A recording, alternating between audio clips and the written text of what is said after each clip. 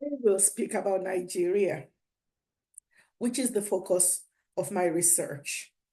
The intersection of governance, gender, and post-conflict recovery is a complex issue that is deeply influenced by entrenched structural violence and patriarchal norms. So I'm going to talk about maybe 5 or 6 ways. First of all,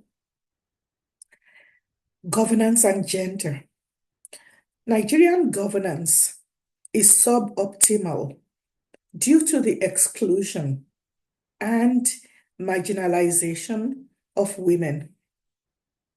Nigeria ranks very low in global gender indexes, indicating widespread gender inequality affecting various aspects of life, including political representation, economic opportunities, legal rights, education, and security.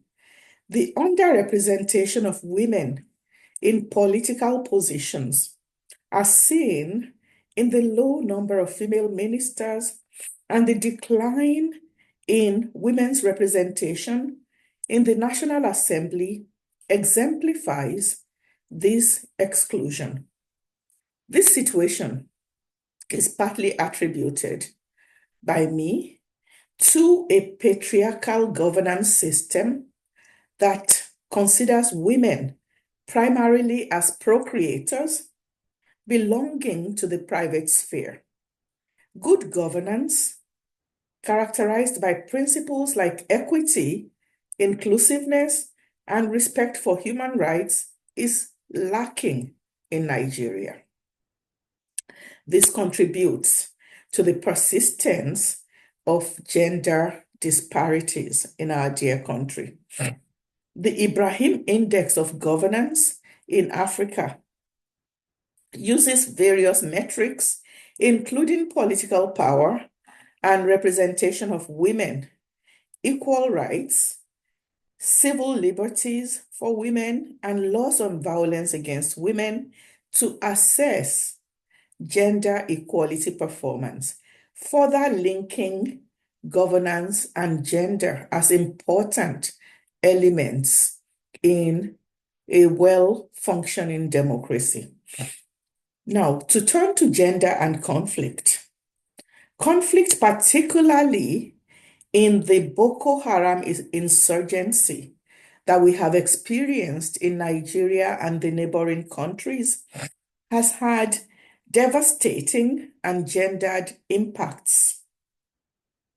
Women and girls have been subjected to extreme brutality, including abduction, use of young women as suicide bombers, sexual slavery, and forced labor.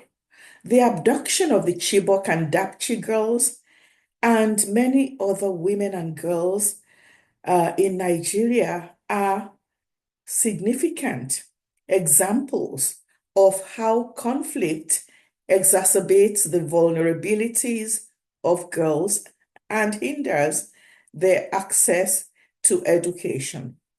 These abductions and the violence inflicted are linked to patriarchal nationalism, where women are seen as only vessels for procreation. The failure of the state to provide adequate security, particularly in marginalized regions, represents that there is a disregard for the welfare of vulnerable populations, and it is a manifestation of structural violence. Now, let me turn to post-conflict recovery and gender.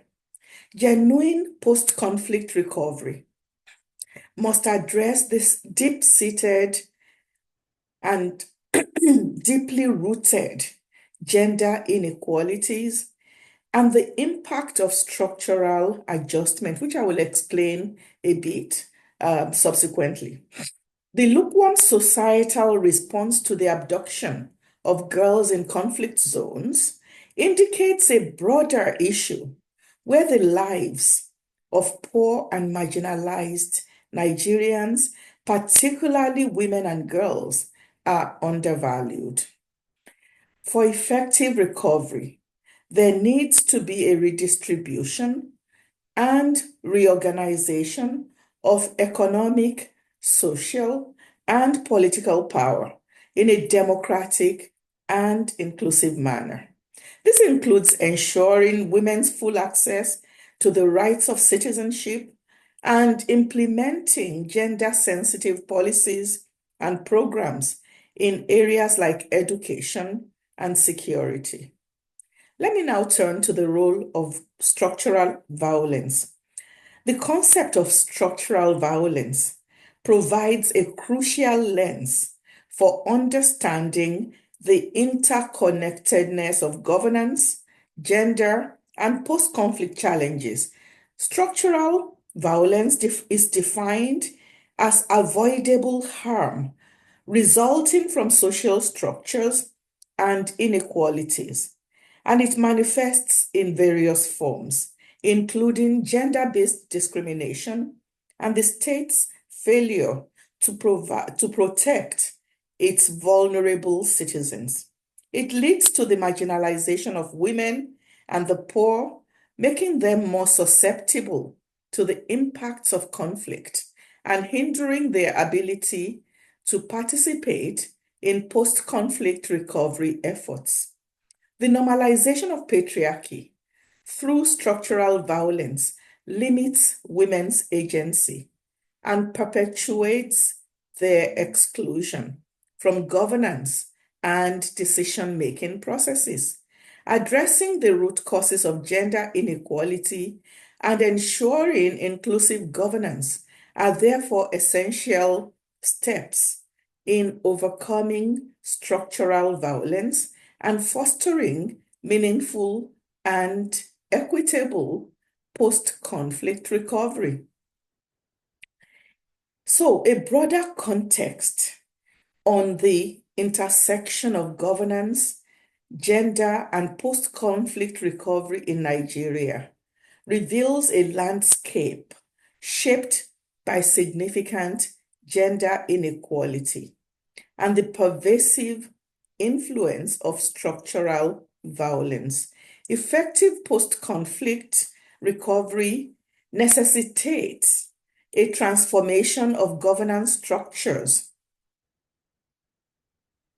to be more inclusive and gender sensitive, actively addressing the systemic discrimination against women and ensuring their participation in all aspects of society.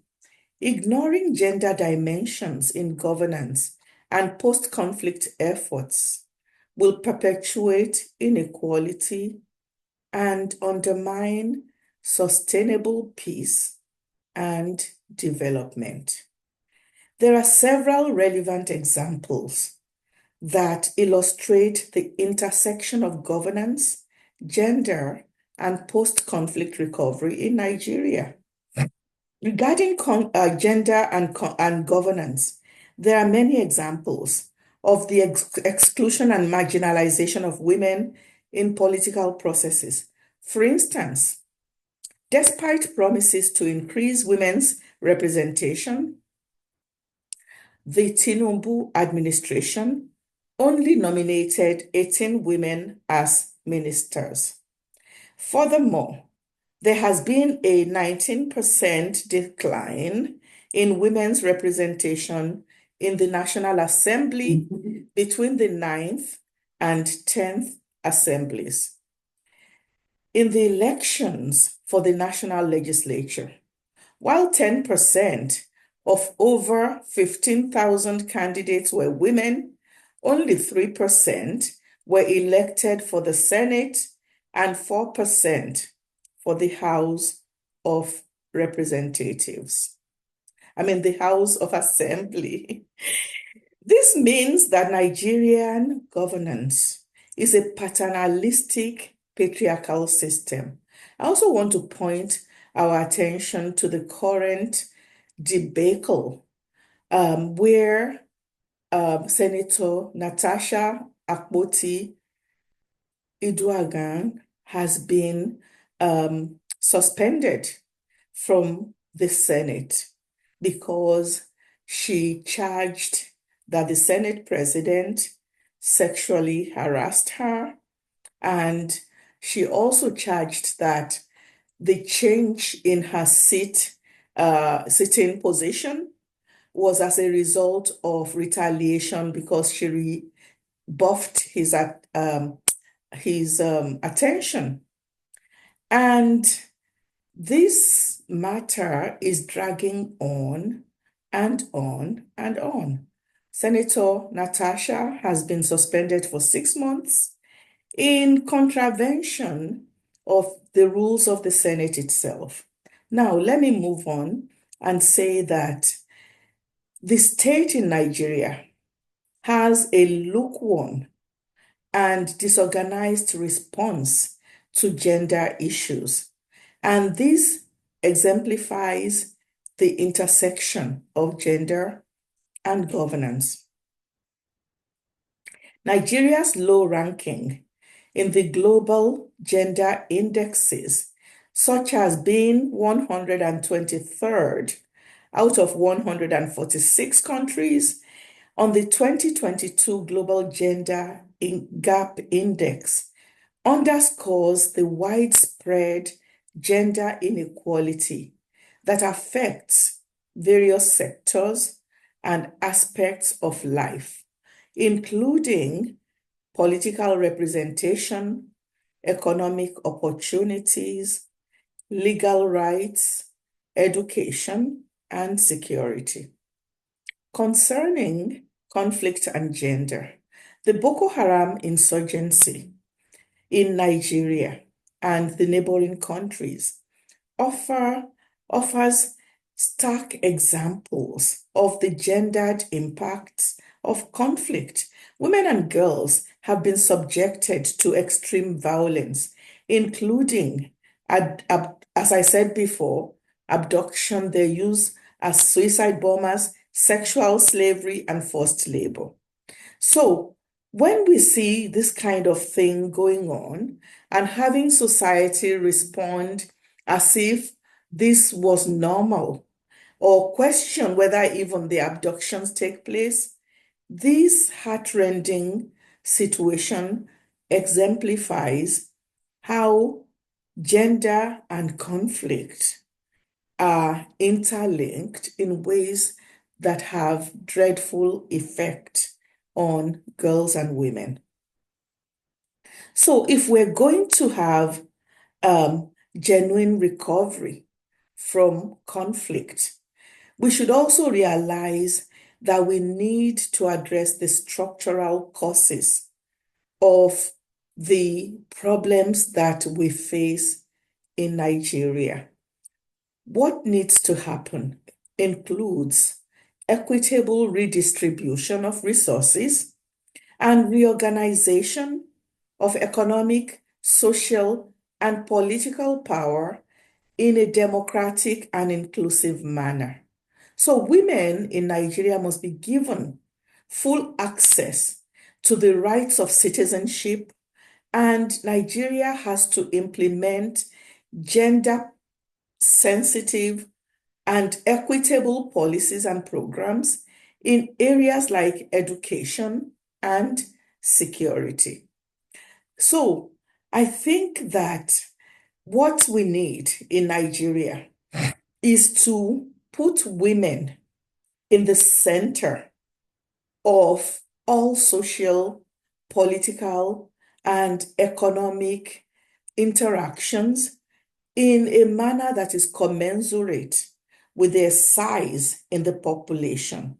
So we need to apply equitable principles and to ensure that when it comes to post-conflict efforts, women's voices are also centered, that women participate robustly, that inequality and the